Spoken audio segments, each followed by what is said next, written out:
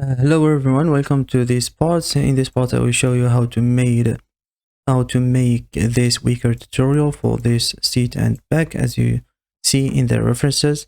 So this material is downloaded from sharetextures.com. You find the link in the description down below. So to starting adding these textures, we need to go to shading and select our Wicker this and add a new material, as you see here, like this. So we have a new principal BSDF.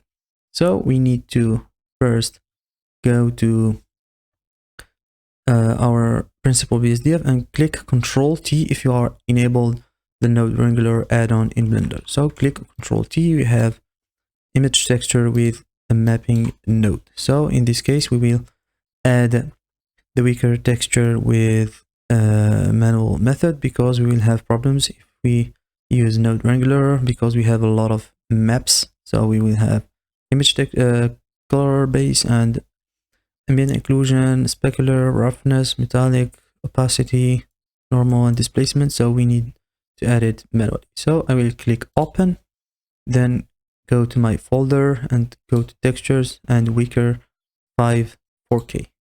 So first I need to add the base color like this and click open here. Now for the base color, I need to let it sRGB. Now I need to add the ambient occlusion. So to add the ambient occlusion, just duplicate this and remove this texture and click open another time and go to Wicker. And as you see here, ambient occlusion. So I will add this ambient occlusion. So we need to give this ambient occlusion the same mapping and change the color space to non-color data because it's grayscale map. Now I need to mix this ambient occlusion with the base color. So it's a black and white map, so I need to mix it. Just click Shift A and color and mix RGB and plug this ambient occlusion here. So to extract the black values, I need to change the blend mode to multiply. So we will fix the UVs in the next time. So I will click edit mode and click on the Wicker object and edit mode and select all and UV and wrap to see better your texture. So now we need to continue on adding the other maps. Duplicate this and add maybe now I will add the metallic. Now I will duplicate this, change this to non-color data, and duplicate this and add the roughness, change it to non-color data, duplicate this and add the normal, maybe the opacity, and change it to non-color data, and add the normal, change it also to non-color data, and then height we will change it to non-color data also, like this. Now I need to give all these maps the same mapping. So I need to reroute this with clicking Shift and right mouse button. So I need to reroute all these maps with the same texture coordinate.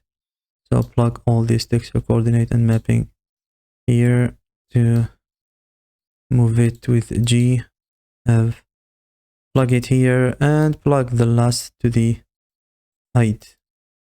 So like this. So now I will plug metallic to the metallic and plug the roughness to the roughness. And for the opacity, I will plug it to the alpha.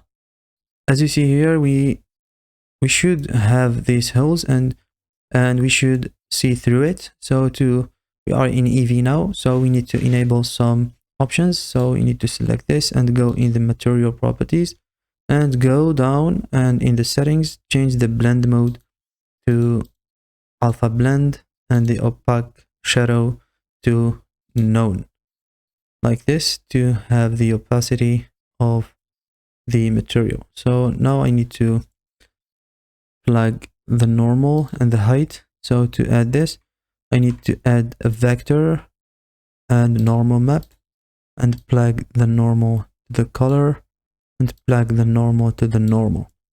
And I need to plug this height here. I can use this height map as a displacement, but in this case I will not use displacement map because of the time consuming, but I will use it as a height map. So I will add another vector and then bump. Then plug this bump here, put it here between the normal map and the normal input. Then plug the color to the height, and you will have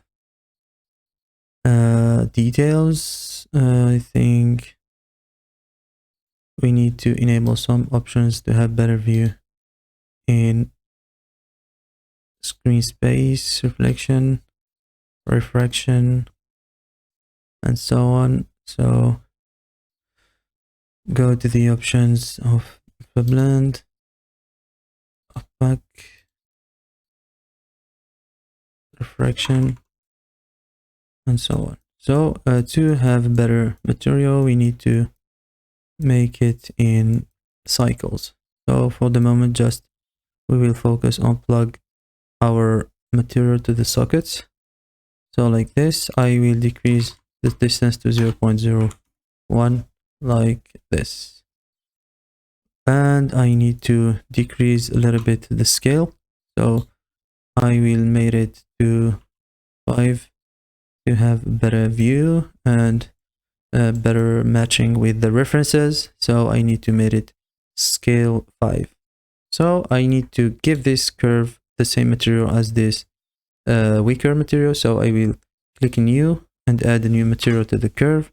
And to add the same material, I need to copy this color by using this pipe. So I will use in the base color this pipe option and go to this wicker and add the same material to have fusion material. So I will add the same thing to this part by selecting this part and select this last and Control L, then a link material. As you see here, we need a UV mapping. So I will enter the edit mode, select all and UV unwrap like this. Make sure that you have the right scale. Also, I will select this curve and select this curve and click link material to have the same material as it is. So as you see here, we finished with the modeling and the material. Just we need a final step in the modeling, which is giving some curviness. As you see here in the references, this part here needs some curved shape. So we will do that in the next part using the lattice modifier. So this is everything in this video. I hope you like it. If you like the video, hit subscribe, comment and share, and see you in another videos. Assalamu alaikum.